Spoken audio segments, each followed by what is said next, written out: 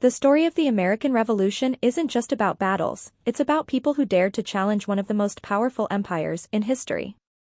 But to understand why they risked everything, we need to go back to the 1760s, when a series of taxes and laws began driving a wedge between Britain and her American colonies.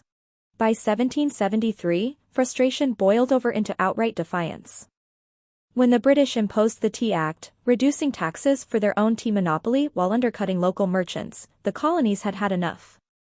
On a cold December night, a bold plan unfolded in Boston Harbor.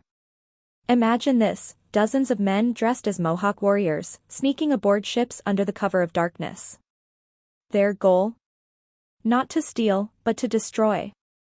In April 1775, tensions exploded into violence. British troops marched to seize colonial weapons in Concord. But they didn't expect what awaited them in Lexington, a group of ordinary farmers standing their ground. What makes a person pick up a musket, knowing they're up against trained soldiers? Was it desperation, courage, or something else entirely? The battles weren't enough. To truly sever ties with Britain, the colonies needed to make a bold statement. On July 4, 1776, in a sweltering room in Philadelphia, the Declaration of Independence was born. But writing such a document wasn't just about fancy words, it was about risking everything. What happens if you lose the war after declaring yourself free? You're not just rebels, you're traitors. The war seemed unwinnable until 1777, when the Americans achieved a stunning victory at Saratoga. This battle didn't just turn the tide, it brought a powerful ally into the fold, France. Why would a European superpower support a ragtag group of colonies? The answer lies in strategy, revenge, and shared ideals.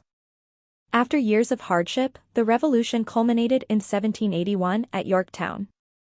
With the help of French troops and naval support, the Americans surrounded British General Cornwallis. The unthinkable happened, the mighty British Army surrendered. Imagine standing on that battlefield, knowing the impossible had just been achieved.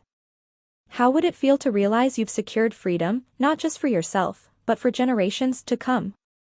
The revolution didn't just create a nation, it sparked a global movement. From France to Latin America, oppressed peoples looked to the American example and asked, why not us? But the revolution wasn't perfect.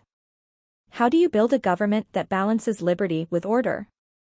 And what happens when the ideals of freedom clash with the realities of inequality?